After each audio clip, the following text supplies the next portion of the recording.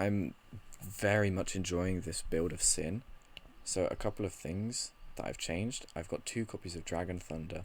Those are main deck teched for the mirror matchup because I think people are starting to recognize the power of Syn, and Dragon Thunder destroys people in best of 1 specifically. People will be running the 9-drop Syn Shenron because it makes the deck so versatile. And Dragon Thunder is a huge counter to the 9-drop Syn, because if you think about it, the 9-drop Syn costs a total of 3 energy, 1 for the 1 stubble, 1 for the effect of the 1 stubble, and 1 for the evolve of the 4-drop. And Dragon Thunder on your kill turn is a 1-cost way to deal with the 9-drop Syn. So you're trading 1 energy for your opponent's 3 energy, which is huge in tempo. So if you can... theoretically, if you went first, your opponent plays the 1-star ball on their turn 1, your opponent then goes into the 4-drop and then the 9-drop on their turn 2, and that's all that they can do throughout the entire game if you have Dragon Thunder. Like, the power of this card is really strong in the mirror matchup, especially if people don't expect it, because then they don't play around it by going into the barrier blocker on the Omega Shenron. And it's really, really amazing in that regards, especially if you want to just kill them turn 3, which is oftentimes what you're going to be doing. And then this deck is obviously revised to have 3 copies of the 5-star ball to bring out more Raid Shenrons, and I can't remember what else I changed. Oh yeah, Pan Great Ape Whisperer. I love the card Pan Great Ape Whisperer. I think it's really strong in this deck.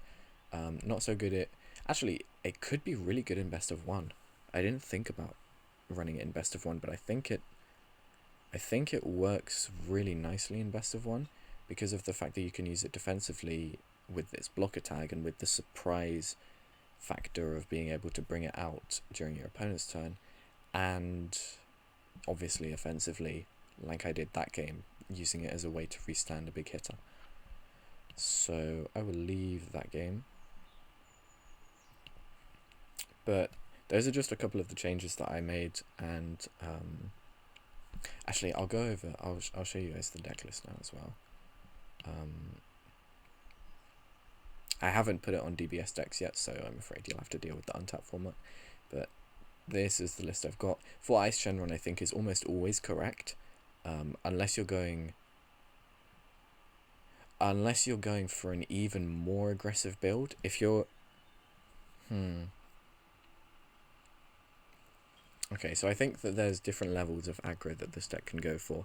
This version is an aggro variant, but it's not full aggro. I think that there is a full aggro build that cuts the 1-star engine completely and has 4 5-star balls, 4 Ice Shenron, and 4 2-star balls, and focuses solely on crit pressure, and has like completely no defenses whatsoever. And I think that build is good, don't get me wrong, but I don't think it's good in best of 1 format, because you want the flexibility in best of 1 format. I think that there is a slightly less aggressive build of Syn Shenron that is more aggressive than this version, but less aggressive than the full aggro variant, which runs fewer Ice Shenron because it is worse than drawing 5-star ball later on in the game, because when it brings out the ball, it brings it out with its skills negated, so you can't go up into the Raid Shenron on your kill turn if you bring out the 5-star ball in the same turn. So I think that there's another variant that runs 3 copies of Ice Shenron. I wouldn't go as far to cut it down to 2 because of consistency, and because it still has utility with the counterplay.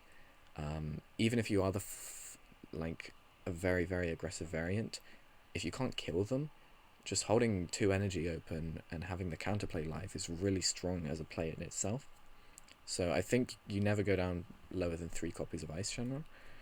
4 copies of Haze Shenron is pretty standard. I don't think it's ever correct to put this down lower than 4 copies, honestly. I think 4 copies is just too good to have, because of the utility that you can use it defensively with its combo effect or offensively with its EX evolve. Even if you're not running the Haze Shenron line, I think you're running 4 copies of this card. even in the full aggro deck, this card is too good not to have at 4 copies. 3 copies of Haze Shenron. This is because I'm running 2 copies of the 2-star ball, and as a rule, what I found out is you want to be having 1 more copy of the dragon than you do the ball, so that you can almost always guarantee that you're bringing out another copy off of your balls. Oh hey, Male Feet Hunter. Yeah, that is a different spot. Nice, you got rid of the spider. Good job. Yeah, so you want to have generally 1 more copy of the dragon than you do the ball, because it almost always guarantees that even if you have a copy of the dragon in your life, you can always bring out a copy from your deck or hand from the ball. For Krillin, this is, in my opinion, the best super combo for this deck, unless you're playing a defensive version, in which case you could potentially run Zamasu, and you can potentially go 2-2 Zamasu Krillin. I think that Krillin is still really, really strong in the control variant, and that is for the reason that the control variant runs a large number of Haze Shenron Venomous Mists, and it also runs a large number of Oceanus Shenron the Swift Spirals, because you're going to have blockers out quite a lot. And so the combo step is actually a very, very crucial time for this deck and for a control variant of Syn Shenron, because you actually have quite a few plays in the combo deck, in the combo step. So I think that using Krillin as a way to draw into those potential outs and potential answers during your opponent's kill turn is a really, really powerful tool to have. And I think that that makes it possibly better than Zamasu in the control variant. Although I want to mention that if you're running control variant in best of 1, I understand the thought process behind Zamasu, because you want to be able to deal with like decks like Majin Vegeta, like the hyper aggro decks, and so Zamasu is really good for doing that. What's my favorite Pokemon? Oh, it has to be Cyndaquil. Cyndaquil is the best Pokemon, and you cannot tell me otherwise. When I played Pokemon on the DS and on the Game Boy, I played it on the Game Boy. Pokemon was like some of the first games that I played, because I had a friend who had 2 Game Boys, and he would lend me one of his Game Boys and some of his Pokemon games, and I would play them at my house. And the first ones that I played were whatever the ones with Cyndaquil in are. And I would always, ever since then, I've bought quite a few Pokemon games on the DS, and I've always picked the fire types as the starters, because they're just generally my favourite. Anyway, going on. 3 copies of 5-star ball. As I mentioned earlier, I think there's a hyper aggro variant, which can run 4 copies. In best of 1, I'm not a huge fan of that variant, and I feel like generally in best of 1 it's quite inconsistent, because it relies on you seeing the pan too consistently, and you're either running too many copies of the pan or you're not seeing it enough. There's kind of no in between in best of 1, in my opinion, for that specific aggro variant, because it's too reliant on pan, in my opinion. In best of 3, I think it's okay, but in best of 1, I'm not so sure. This is all theory work. I'm still yet to test all of these different variants, but I want to kind of go through my initial thoughts of the different Syn variants as well. I'm running 2 1-star ball. I would up this to 3 if I were running the 9-drop. However, this is a slightly more aggressive version than the version that I won the Card Market Regionals with, and that is because I want to test it for a best of 3 format, but also I want to test it for best of 1 format, and I think this version of the deck is good for best of 1 format. That's why I've got Dragon Thunder mained in the deck, because I think Syn is formidable as a mid-range deck in best of 1 format, and this card completely counters the mid-range deck if they're going into the 9-drop. And a note for any Syn players out there: if you're playing against another Syn deck and you think your opponent knows what they're doing, or they have a decent deck build, and you've gone second, don't go into the 9-drop. Just go into your Barrier Blocker Omega Shenron because it plays way better around Dragon Thunder. Dragon Thunder into the 9-drop turn 2. If your opponent drops 9-drop turn 2 and you drop Dragon Thunder and go for a kill turn on turn 3, it's almost an instant loss for your opponent. But I'm only running 2 copies of One Double and 3 copies of the Syn that it goes into, because this deck is focused to be much more aggressive, and this card is more of a situational card now. It's in this variant of the deck, it's not always the card that you're bringing out turn 1. In the other variant that I won the Card Market Regional with, it was consistently the turn 1 play, unless I was against a deck like Dark Broly where you want crit pressure, just because of how strong it was and how flexible it was. But in this variant of the deck, because I don't run the 9-drop, you very rarely use this card, honestly. In the testing that I've done, I don't use the 1-star ball all that much. 2-star ball, I have 2 copies. Like I mentioned before, there's a Hyper Aggro variant that I think can run 4 copies of this, and I'm very interested in that variant. I really like critical as a keyword. It's one of my favorite. It's probably my favorite keyword in the game.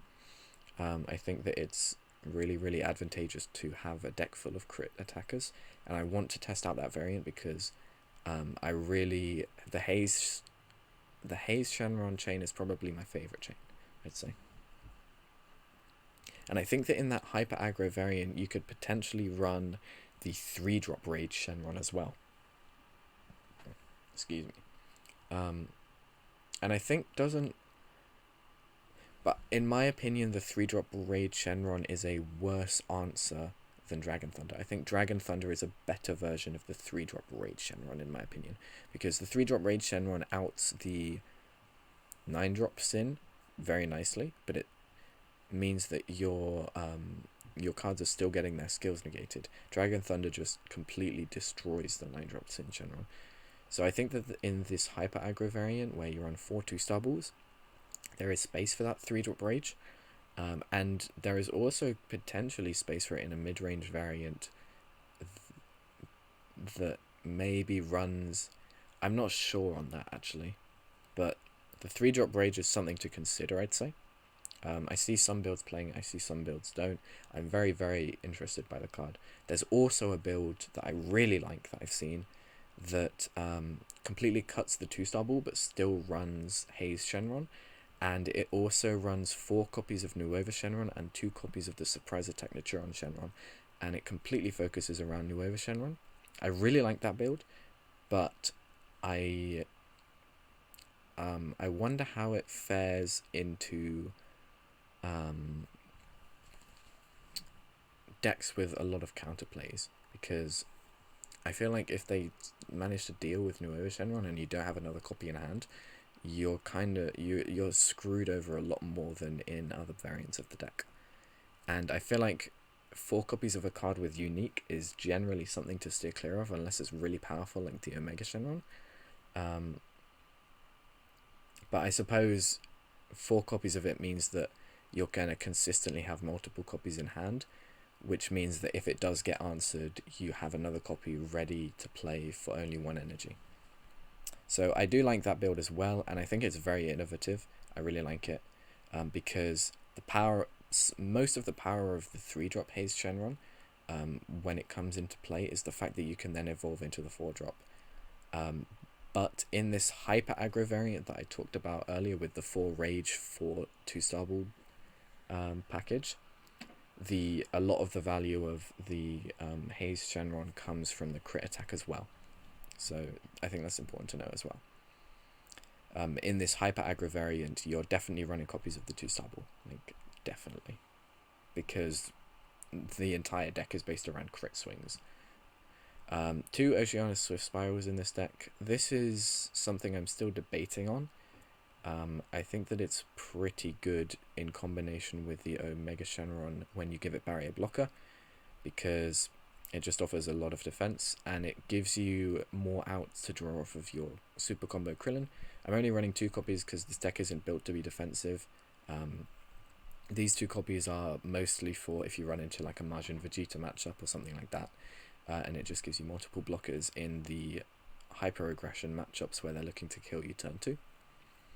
For Oceana Shenron, this is you have to run 4 of this card in almost it. I think every Syn Shenron build should run 4 of this card. It's so good. 4 Omega Shenron allies absorbed. I also think that 4 of this card in most Syn Shenron builds should be good. I can understand maybe cutting it down to 3 in a control build, just because you maybe focus on the 9-drop Syn Shenron a little bit more. But even then, I think 4 copies of this is still correct. 2 copies of this, I'm very happy with 2 copies of this Omega Shenron. Most games you see it, and even when you don't see it, you generally have enough aggression to kill your opponent turn 3. 2 Pan, I think this is perfect. A lot of people have told me that Syn Shenron struggles to draw into the cards that aren't Shadow Dragons, and I completely disagree with that. I think that if you're sequencing correctly and you're searching your Shadow Dragons before you draw when you want to draw the cards that aren't Shadow Dragons, and vice versa, then I think that it's very easy to draw into the cards that aren't Shadow Dragons. And especially with the fact that you have 4 Krillin super combos, and you're able to take a bunch of your life very easily, and also your Awaken lets you draw 2, and you're drawing 1 every time you play an Omega Shenron. I think that people who say that just aren't very experienced with the deck, because it's very easy to dig through all of your Shadow Dragons and then increase the odds of drawing your other cards. And that's why Cell Xeno is such a good secret rare for this deck, because you actually see it so frequently. I think 2 is really good for this deck for Pan, because you can only play 1 at a time, and you're never going to play more than 1 copy in a game. I think that in this Hyper Aggro variant with the 4 Rage 4 Haze balls, you could potentially up this to 3 or 4, because the deck, I think in theory the deck relies on Pan a huge amount, and I think that that's something to be very wary of. I think that one of the strengths of the Hyper Aggro variant is you have a lot more space to run a lot of tech choices that are specific to yellow. Like you can run the 3-drop counter, the cooler. I think it's a cooler at least, but it's a counter for 3 energy. And you can run a bunch of different generic yellow tech choices. You can also run the Vegeta Unison. It allows space for that. And whilst it may decrease the consistency of your Shadow Dragons a bit, it increases the aggression and in some ways increases the flexibility of the deck. So I think that this could be up to 3 or 4 if I were to play the Hyper Aggro variant. 3 Raid Shenron, this is just because I am running 3 copies of the 5-star ball, and I was running 4 copies of this, but I found that you generally don't go into more than 2 copies of this card in a game. The reason that I'm running 3 5-star ball anyway is because I want to be seeing the 5-star ball a lot more consistently than I want to see the other balls, because the 5-star ball is much more in this variant the linchpin of the deck, kind of the centerpiece. I'm running 2 Surprise Attack Naturon Shenron. Realistically, I think this can come down to 1 copy. I think that because of the nature of diminishing returns, seeing 2 copies of this card really feels bad, and seeing just 1 copy in your hand can feel quite bad sometimes because you don't want to just combo it away. There are a few natural ways to get this into the drop area. Say if you're playing against green and they make you discard a card, that's fine. Or if you want to discard off of your 4-drop Haze Shenron. But this could come down to 1 copy, but I'm pretty happy with it at 2. If you're playing the variant with the 4 copies of Nuova and where you're cutting out the 2-star balls, this card has to be at 2, I think. And finally, I'm playing 3 of this Syn Shenron. That's just because I'm playing 2 copies of the 1-star ball, and it means that I almost always have a target for the 1-star ball. This card is still really good. There are a lot of matchups that are very leader based, and stopping their attacks can be very, very vital in those kinds of matchups. So if you can get this card down against like a Majin Vegeta deck or something like that, especially earlier on, it can really shut them down. Or like Green Gohan, etc, etc. Just any leader based strategy this card completely shuts down. One last thing I want to go over is the variant that I mentioned with the focus around the Nuova Shenron with the 4 Nuova, the 2 surprise attack, and cutting out the 2-star ball. I kind of don't agree with that version, because although it allows you more room for tech choices, and it also allows you to up the numbers of your other Shadow Dragons for consistency, if you want to call it that, I wouldn't call it a consistency thing. I think that the value of diminishing returns and having the access to the 2-star ball, which is always searchable within this deck, so that whenever you want to see it, you can see it because of the amount of searchability of Shadow Dragons in this deck. You can always see this card when you need it. And because of the nature of diminishing returns, you don't want to have huge ratios of all of the cards in your deck. So I think that 2 copies of the 2-star ball is just nice to have. It's situational, similar to the 1-star ball, but similar to the 1-star ball, the reason I'm running the 1-star ball in this deck, even though it's an aggressively built deck, is because it's really easy to see. You have your leader top 5 search, you have your Oceanus every turn to top 5 search, you have just natural drawing and mulligans. You have your Ice Shenron as well. You can easily bring this card out on turn 1 very consistently, even though you only have 2 copies of it. And so situationally, you're going to want to bring this out, and it's just a strong card to have. And that's basically my reasoning why I would run the 2-star ball, and I'd rather not cut the 2-star ball and go on the Nuova Shenron variant, because I think because of the nature of diminishing returns, this card is just worth running. Solely based on that, and solely based on the searchability of the card and the situational effectiveness of the card. Like, say for instance your opponent has dropped Dormant Potential and you don't have a very good board, you maybe want to keep some blockers up, you maybe don't want to maybe you don't want to give them more cards in hand, you can use your 2-star ball to go up into a 3-drop Haze Shenron, and then swing for a 15k crit attack to apply some crit pressure, which is exactly what you want to be doing against green. And then you also get a card back in your hand. It's just really, really strong value. And again, against a red deck, like when they drop Violent Rays, often Violent Rays shuts down this deck very hard. But if you're running the 2-star package, you can go up into your Haze Shenron, and then again that gives you 1 card in hand, and that lets you get the 15k crit swing, and that lets you play under Violent Rays and play strongly into Dormant Potential. And I think that those are basically my reasonings behind running the 2-star ball, and why I think that it's worth running it. So that was just a little update for my current Syn Shenron list. Hope you guys enjoyed, and I think that'll be the end of the stream for tonight, but